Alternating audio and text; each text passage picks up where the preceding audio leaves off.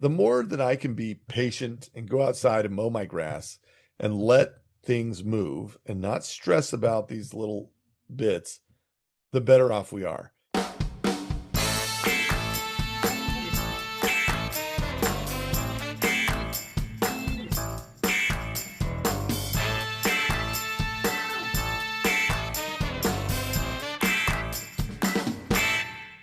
Okay, welcome back to the Marketing Playbook, presented by Postpilot. Here you'll take away 3 game-winning marketing plays every episode to take back to your team. I'm your host, Mark Friedman, and my career has been focused on direct-to-consumer marketing, direct mail, physical retail, and digital commerce. This is episode number 139, and my guest is Al Doan. I sat down with Al, who's the founder of the Missouri Star Quilt Company, to unpack a story that's as much about life as it is about business. Al shares how growing up in rural Missouri with limited resources shaped his creativity, work ethic, and unconventional approach to problem solving. We explore his journey through homeschooling, college, and early career setbacks that ultimately pushed him toward entrepreneurship. Along the way, Al reveals how education, curiosity, and play have influenced not only how he built his company, but how he raised his family. We also dive into how Missouri Star Quilt Company transformed a small town through community-driven marketing and authentic storytelling. Finally, Al offers a thoughtful perspective on modern marketing challenges and where AI fits and doesn't fit into the future of meaningful brand building. Before we get started, a quick thank you as always to Max Brandstetter of the Wow Business Growth Podcast for producing this episode. You can reach him at max@maxpodcasting.com to help bring your podcast to life. Let's open the playbook. Ready, break. Well, hello, everyone. Thank you for joining the Marketing Playbook podcast. If you've listened to the show for a while, you know I'm always interested in the stories behind the success, where people came from, what shaped them early on, and how those experiences show up later in their careers. My guest today is Al Doan, the founder of Missouri Star Quilt Company. What began as a family business during a difficult time grew into one of the most recognizable brands in its category. But what makes this story different is that the growth didn't just impact the business, it helped transform an entire town in Hamilton, Missouri. In this conversation, we're going to talk about Al's early life, how his family came together to build something meaningful, and how marketing rooted in education, trust, and authenticity created real connection at scale. We'll also get into what marketers are wrestling with right now in 2026, how to think about community, attention, and relevance when the tools keep changing, but the fundamentals still matter. And as always, our goal is to walk away with 3 key takeaways you can bring back to your own personal or professional life. Al, thanks for being here. My pleasure. I'm excited to be here, Mark. You and I met, 5 or 6 years ago. I'm not even sure how we met, but I have followed the work that you've done at Missouri Quilt. And, we've had some conversations about, how some businesses I'm involved with can partner. So I've always been interested in how you've developed your business and your own personal brand. You describe yourself, kind of as a founder, an advisor, an idea guy. Tell us a little bit about growing up and how maybe that upbringing impacted what your career was going to turn into. I grew up in the sticks of Missouri. There were 7 kids in our family, and my mom, she moved us out here from California. My mom and my dad, both wonderful people, maybe the best parents to ever exist. My dad worked very hard as a machinist for the Smucker's Jam Company when I was a kid. And he made like 50 grand a year raising 7 kids in California. Like we had to be pretty scrappy. And so I grew up selling mistletoe door to door that we'd cut off a farmer's tree and bag up. And, you get these people saying, "Hey, that's poisonous. Don't eat it." And I'm like, "Just kiss under it and give me $1, you bunch of jerks." Dad would buy a case of candy bars, and we understood that if we sold them for $1 door to door, we could make, we could 3x that. And then we had a bunch of boxes of candy bars. So that's sort of my upbringing. I come from a mom who was maybe the closest human iteration of Mary Poppins anybody's ever seen. She's just, everything is magic with her. And so everything was fun and an adventure. And turns out that, I thought she just loved French fry bashes. Turns out we were so broke, the only thing she could afford was potatoes. But for us, it was a French fry bash. And she'd make, 10 pounds of French fries and throw them on the table. And we had all the dipping sauces we could come up with. And that was the best dinner I ever had. And but that's how my mom sort of approached life. We moved out to Missouri. We moved into an old farmhouse nobody had lived in for 40 years because we couldn't afford to pay rent anywhere. And we moved out here because the cost of living was going to be cheaper. We had gone bankrupt in California and we're looking for a clean start, somewhere to get our foot in. And we found this old farmhouse, no running water, no electricity, like just doors were left open for 40 years and raccoons were living there and everything was waist high and garbage. And she talked the farmer into letting us live there for free if we put work into it. And he said, yeah, so all the work you do can count as rent, and that works great. Well, in about 2 years, we had about 20 years of rent paid up, and and he finally, after about 5 years, he came to us and was like, "Well, I'm sorry, I got to do something with this." But we just took shovels and scooped that house out and pooped in a bucket for 6 months while we figured out it was frozen out there in Missouri. We'd never seen snow before, and so we had to figure out how to find the water and get it turned on. And so we were hauling buckets and taking turns in the same bath water, like that kind of thing. But again, that could have been a disaster.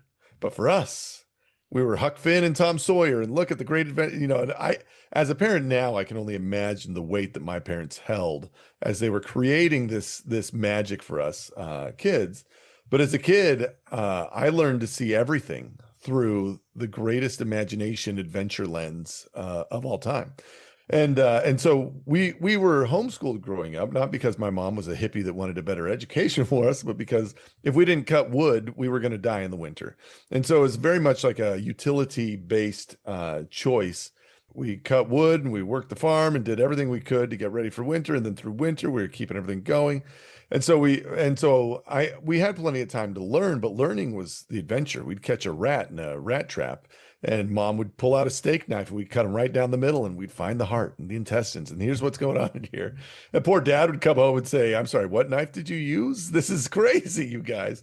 But we'd do a space month, and we could go write a report on space, but then we'd have space dinner, and we'd build a galaxy and put it up on the ceiling and tape everything and try and figure out, to scale, how do we do this and what's it going to look like? And we're all astronauts for pretend for the day. And so, like, truly the most magical upbringing.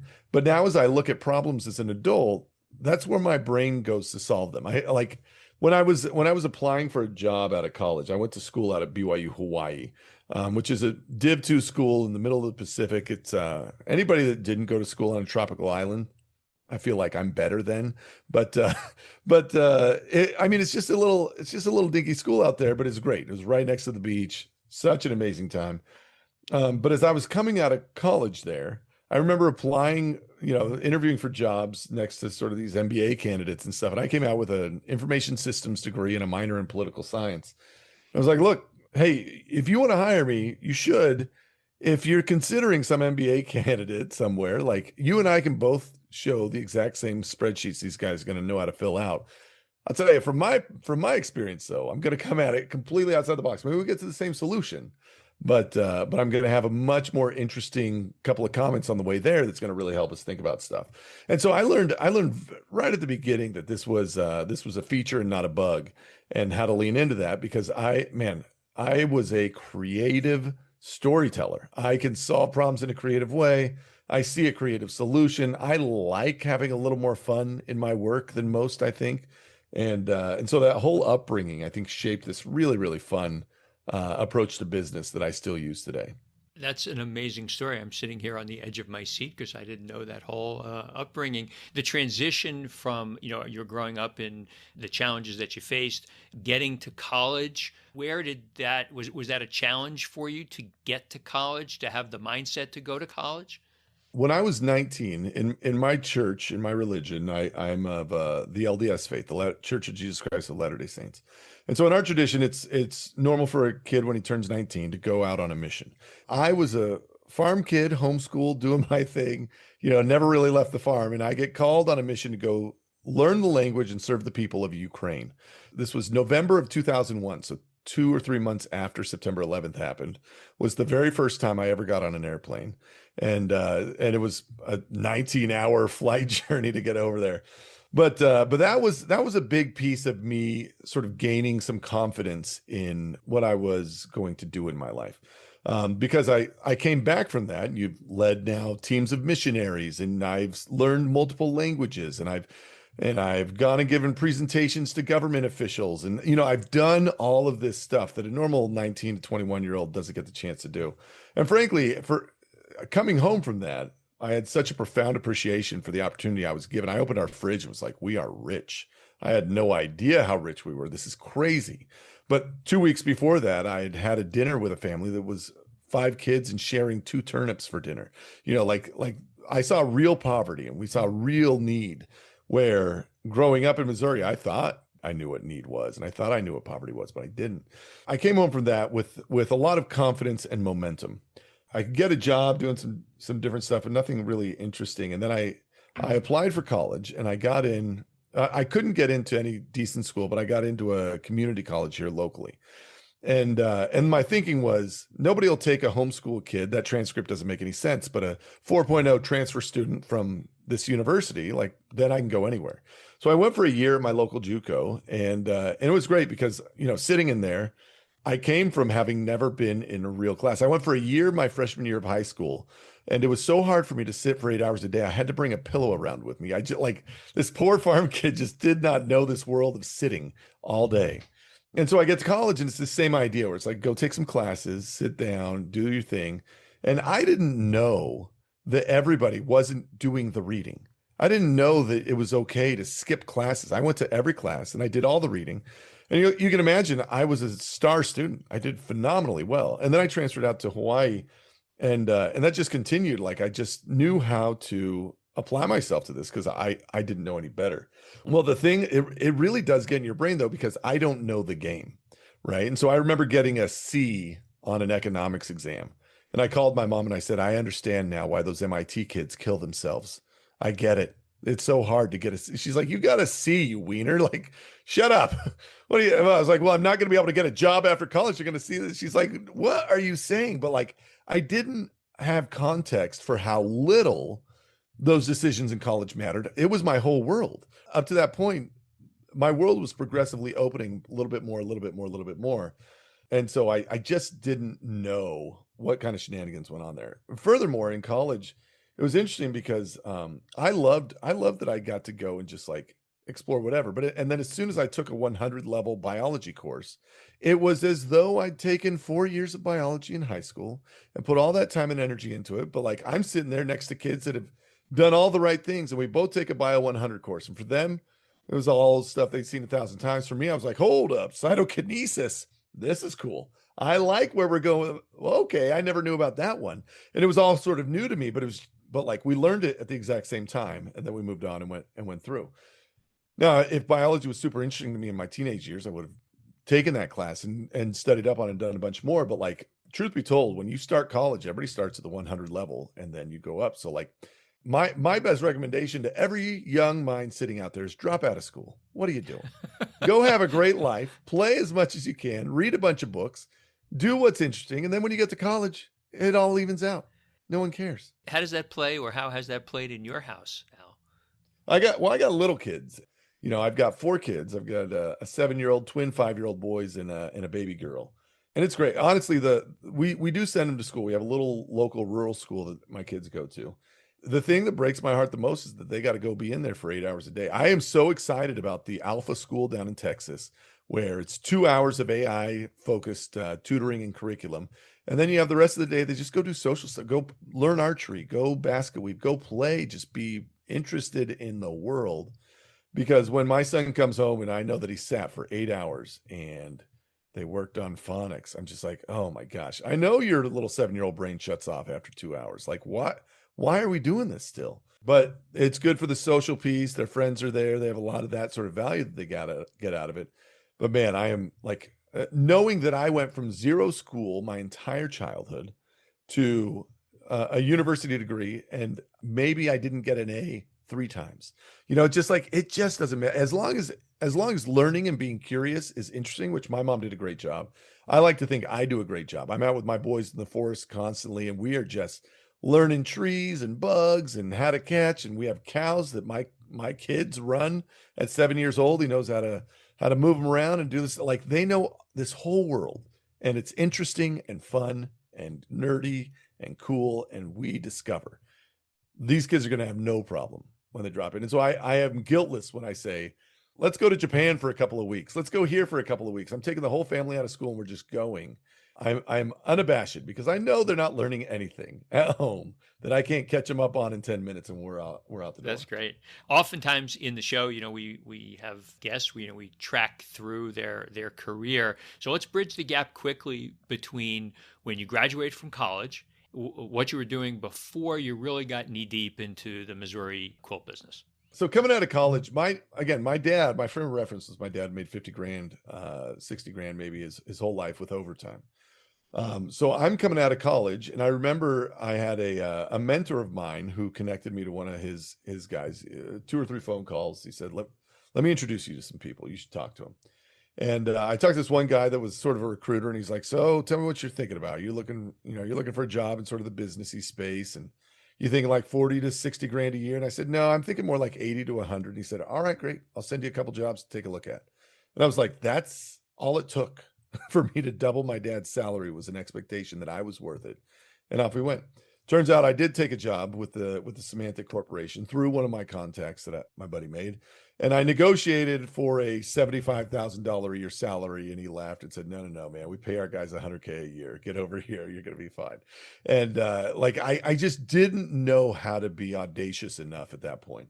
So I took my first job. I was an enterprise systems resource senior manager, something or other. What we were doing is we were taking a consulting delivery practice that was in a company that they had acquired, that Semantic had acquired, Altiris, and we were trying to implement it across the entire Semantic organization. Well, 8 months into that, the depths of the 2008 recession hit, and me and 25,000 of my closest friends got laid off, and I found myself picking up an unemployment check for the first time in my life, 8 months out of college. I was shocked and didn't really know what to do. I picked up some consulting. I was working with a consulting group and watched that process play out and understood how crappy that life was. In fact, over Thanksgiving, they needed me to skip the holiday and work through it. And I was like, you guys don't pay me enough. I'm out of here. And they said, well, we'll double your salary. And they doubled my salary. And it was crazy. As soon as money didn't mean anything to them, like very quickly, you're like, it's just keep the money. I'd rather have a life that I'm proud of. And it was actually a very formidable moment in my life to sort of define what I optimized for. Well, then on the other side of that, I'm part-time consulting, doing some other stuff, looking for something. And I started this business with a buddy. We had a couple of ideas we were doing. And one of them was this quilt company that I was going to start for my mom. And we had started this little quilt shop, and then we started the online business around it. And the online business around it was focused on like the daily deal space and all this kind of stuff. And so it was one real job there. I'd done a couple jobs before college, one real job consulting, and then I became an entrepreneur because it was too hard to go and find somebody like I couldn't just take the same enterprise resource planning group leader. That wasn't a real job title. That was the only title I knew. I couldn't leverage that into anything. So I had to kind of go and find my own way. And so I started a couple of ideas. The one that stuck was quilting, and here I am. This episode is sponsored by Postpilot. Postpilot is an AI-powered, full-funnel direct mail platform built for D2C and omni-channel brands. Think of it as Meta plus Klaviyo, but for direct mail. With Postpilot, you can prospect and retarget as you do on paid channels to drive net new revenue, and you can run hyper-targeted lifecycle marketing as you do on your owned channels, sending the right message to the right customer at the right time. Plus, Postpilot natively integrates with Shopify and Klaviyo, tracks all campaign KPIs in real time, and can dynamically pull data from your entire e-com stack into postcard messaging, ranging from loyalty points to quiz responses to subscription anniversaries. And before you say, I don't even have time to think about adding another channel, Postpilot does all the work for you. With their pro plans and above, you'll have a dedicated in-house account manager and expert designer who take care of strategy, planning, and creative, which means you'll be able to launch a new channel while barely lifting a finger, all in about a week. There's a reason brands like Hexclad, Dr. Squatch, and Diane von Furstenberg trust Postpilot for direct mail. Postpilot is running a special offer for listeners of the Marketing Playbook. Launch with Postpilot, and they'll match 10% of your first postcard campaign sends for free. For example, if you send 30,000 postcards, get 3,000 free. Send 50,000 and you get 5,000 for free. Learn more at postpilot.com. So let's talk about Missouri Star Quilt. What kind of business, target demographic, and I've got tons of other interesting tidbits about it. It's a great business, man. It's aimed at primarily 40 to 70-year-old women is the primary demo that we go for. And it's a great demo because not a lot of people care about them, right? I would say they're probably a majority of e-news watchers and travel channel watchers, but all those shows are built for the hot 20-year-old in Miami. Look at the club, it's like the hot 20-year-olds are not watching the travel channel, you bunch of dummies. Why are you making stuff for them? Make it for this demo who's been loyal and here the whole time. And so the fact that I get to go and really work hard every day to try and make a great experience for them is awesome. Yeah, it's a great company. It's probably 400 or 500 employees. We got a whole operation that we're running down here. We have this town of Hamilton, Missouri, where we're based out of. And in the beginning, it was cheaper for me to buy retail space than it was to buy warehouse space. And so what we ended up doing is we have 16 stores in our town, quilt shops that we own and operate. And they're all different. They're themed differently. And in the beginning, the idea was we would get an order and then split out the fabric that needed to be cut and fulfilled, sort of milk run style. So like this shop would get two and that shop would get two and this one would get one. When all that got cut, they'd put them in crates at the back door. We'd have a truck that go around and pick it up twice a day, and it'd all go to the warehouse, get assembled into orders, and get shipped out. And so that's how we actually grew and developed. There's a lot of value to that, I think. We're we're in a town of 1,500 people in the middle of nowhere. There's a very good chance that when you stop in, it's just crickets. There's no one else here. And so when there's orders being processed and we have a lot of activity and buzz, it feels more fun to come in here, and it feels like you discovered something cool. So we really like that aspect of it. We really like the fulfillment operation that we built. And then the side effect is this town that we're based out of, we get to really care about and drive value into. In fact, our post office was listed as one that they were going to shutter in 2008. As we started that next year, we started putting a lot of volume through it. We did like year one, we did 100,000. Year two, we did 1 million. It just sort of curves up like this. And I remember our postmaster general in our, whatever their name is, I forget what it's called, but like in our little town, she was getting put on podcasts and all this kind of stuff because they were so impressed at how she turned her business around and was able to save her post office. When truth be told, the fact that we'd started a business is really what saved it. But I love the sort of the idea that our town gets another run at another 50 years because we took the challenge of being based out of here and invested in our buildings and fixed them up. They'll stand another 100 years, but this town gets another shot at a life, at a generation that it wouldn't have otherwise. For those that will go to your site and see the business, you really are telling a story. You used the phrase creative storytelling, earlier in the conversation. The site really does play to that story. How do you use the products? It's a lot of education and a lot of content. Talk a little bit about how that content gets developed. In the beginning, we were trying to get our word out there. I mean, there were 3,000 quilt shops in America, and we were 3,001. So we had to come up with some way of telling a story that people would care about. So we went heavy into YouTube. In 2008, YouTube was only a year and a half old. And so that was a big deal for us. We started making some videos. We'd make some tutorials. We noticed that drove visitors. And so we started making tutorials out of fabric that we had that we could sell, and that worked even better. We were geniuses, turned out. We sent an email that was a very curated, helpful email that had this content that we would make and do all this stuff. So we were never spammy. We were never begging for money. We were always trying to be helpful to the customer first, and the money came as a product of that. So now today, fast forward, how does that content get made? Well, we have a whole video production team. We have a content team, and the way that I look at content really is like, if I'm a quilter, I think that there's room to saturate this quilter's experience. If they're on the treadmill, they would actually love to watch entertainment, 24-minute episodes about quilting.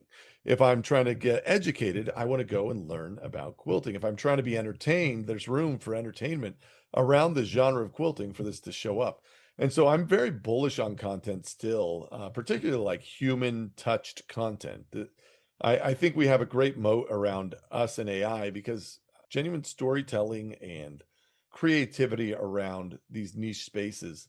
If you let AI loose in this space, it's just going to sort of reiterate the things that I've done over and over again.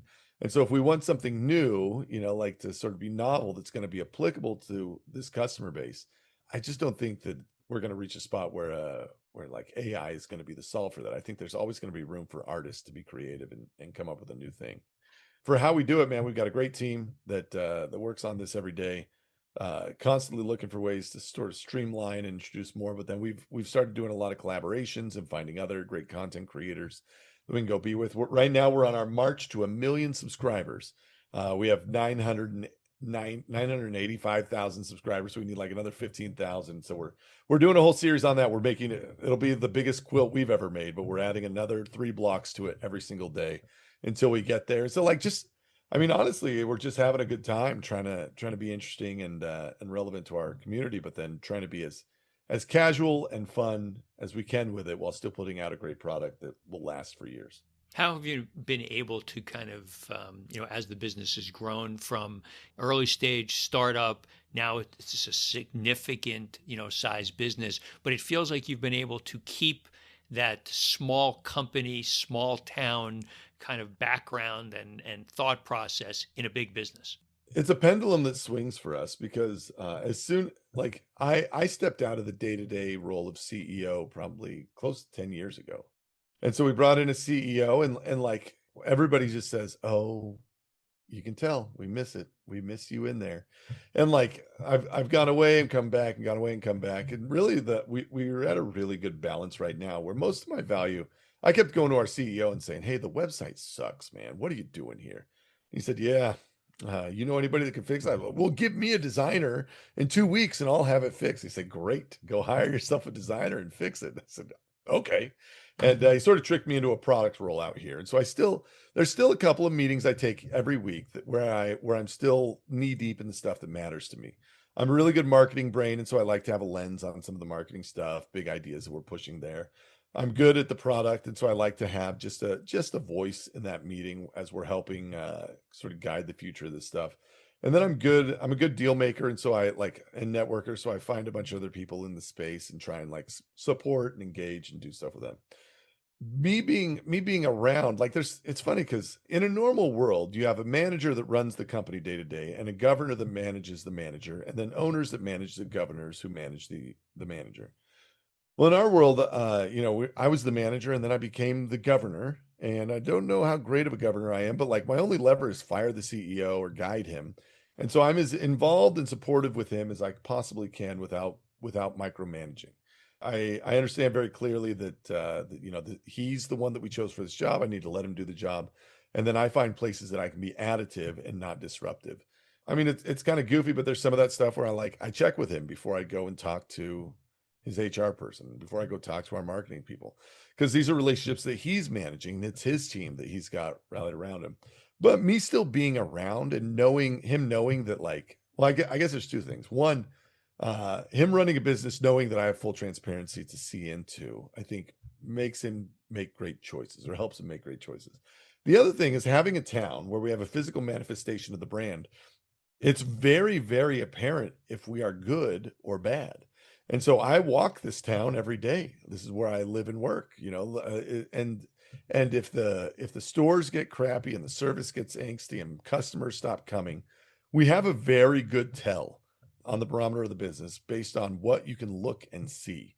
And so like that as a sort of check, I think serves us really well. And it takes a little bit of effort for a brand to build a physical manifestation of themselves because you have to decide, well, what are we and who are we and what says that we're good and what's the story that we tell with this and what experience you want to give the customer. And after you've gone through that exercise, it stands a little bit as a watchtower for making sure that you're not getting too crazy. For those that are listening that are, let's say, governors or managers of their respective businesses, is there something that you would guide them on? There's so many things that come across people's desks every day. How do you prioritize when you were running the business on a day-to-day or even today? How do you prioritize those things that really matter? I had a good buddy who took his company public. He IPO'd his company. And I remember him, he called me or he texted me like right after he got up there. He said, "It's the craziest thing, man." Because as I was up there, I'd been on a road show for a month and like hadn't been in my office at all. We stood up there, we announced, and we did this whole thing. And I just kept thinking how little everything I consumed day to day of all the work that I felt like I had to show up and do, how little that mattered. I think it's Fred Wilson talks about how that in any CEO's year, there's 2 or 3 decisions he'll make that matters. He or she will make that matters. I really believe that. The more that I can be patient and go outside and mow my grass and let things move and not stress about these little bits, the better off we are. And so I like we try very hard to stay focused on either what's fun and interesting or what's impactful. I make sure that it's one of those 2 things that I'm staring at every single day. And when I was in the day-to-day business, I was terrible at it. I was a micromanager. I wanted every single person in the company, 100 reports, to send me a daily email telling me the 3 things they got done that day. When you're coming up, you see these people like an Elon Musk or Steve Jobs, and you say, this is how you do it. And maybe that is how you do it if you're a genius and an egomaniac that can make it through that stuff.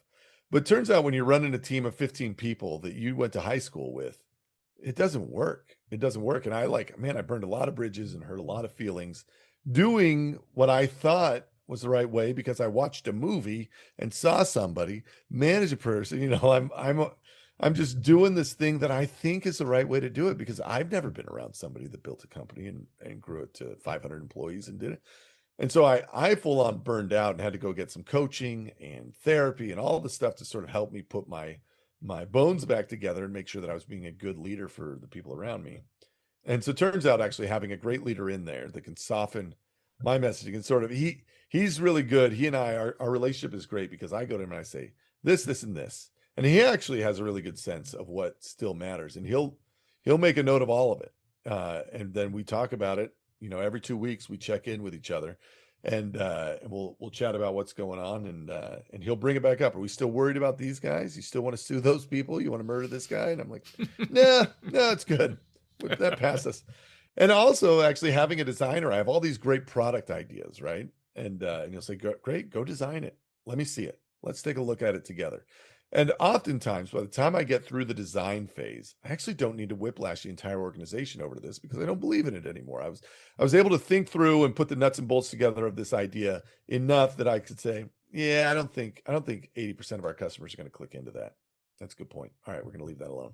And we move on, but I got to sort of get my angstiness out and all my ideas, and it all landed somewhere meaningful. I don't feel like I was ignored and not respected or any of that, but like we've had to build a bit of a system to support that. And I think we've done a good job.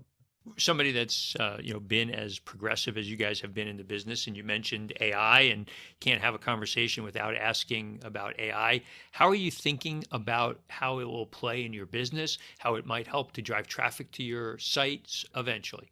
There's a couple of things. One, I built a Shopify app called Product Page Optimizer.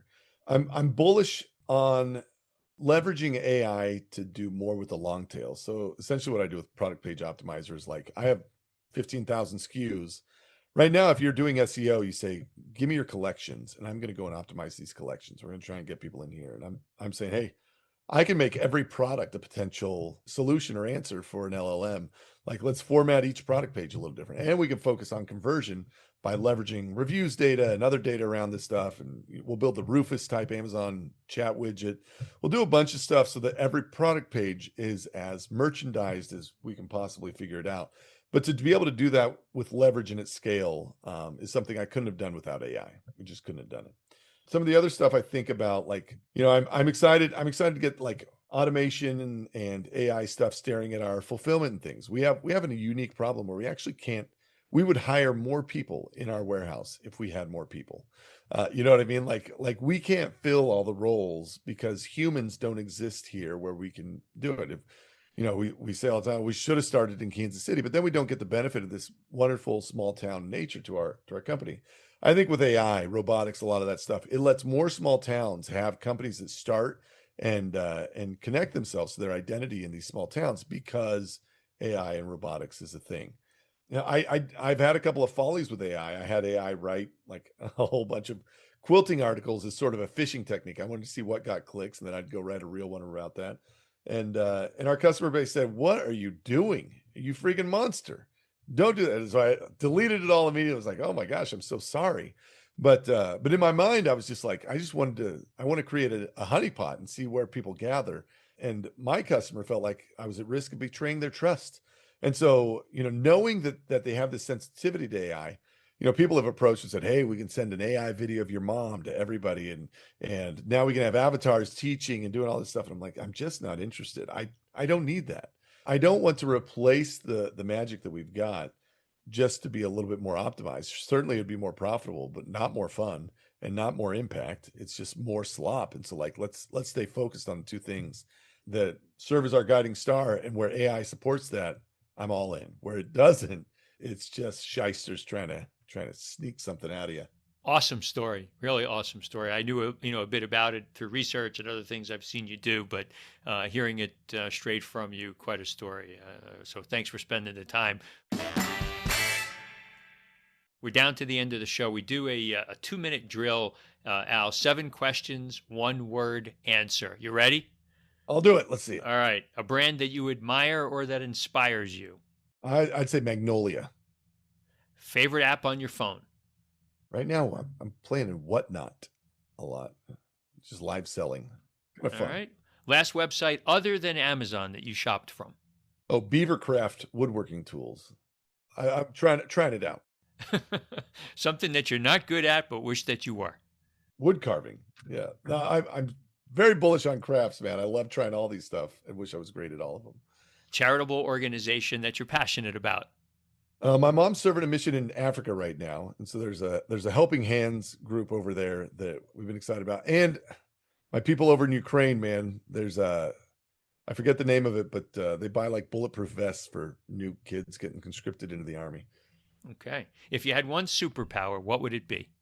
No sleep. I just stay awake always. Other than family, what's your most prized possession? My tractor. Okay. Al, if people are interested in reaching out to you on social media, where's the best place to do so? So I'm Dr. Bill Nye on all the socials. So turns out when you're 14, you pick your future battles you'll fight. And I picked Dr. Bill Nye. Nobody has that username, and so I was able to get it everywhere I go. And you can find me on Instagram, Twitter, wherever you need to find me. I'm there hanging out. Is that Bill Nye, the science guy? Science man, Mark. Oh. Yeah, no, that's Dr. Yeah, that's him. I mean, he's got a little wacky in his old age, but as a kid, man, he taught me how to build a hovercraft, and I was loyal. There you go. Hey, Al, great to see you again. Thanks for the story. Thanks for joining me. Absolutely, Mark. Take care, man. That's it. Today's game ball goes to Al Doan for coming on the Marketing Playbook. To me, today's 3 game-winning marketing plays were as follows. Number 1, creativity is a competitive advantage. Whether in business or life, imagination and play can unlock solutions that logic alone can't. The skills you develop early, especially when resources are limited, can become your greatest strengths later on. And number 2, community and trust beat tactics every time. Sustainable growth comes from educating your audience, serving them authentically, and building real relationships. When people trust you, marketing becomes a conversation instead of a transaction. And number 3, use technology to optimize, not replace humanity. AI can make operations smarter and more efficient, but creativity, storytelling, and connection still require a human touch. The brands that win will be the ones that balance innovation with empathy. Thank you, Playbook marketers, for listening to another episode. If you want to check out more pages of the Marketing Playbook, make sure to subscribe on your favorite podcast spot and leave us a 5-star review on Apple Podcasts. Until next time, the devil is in the details.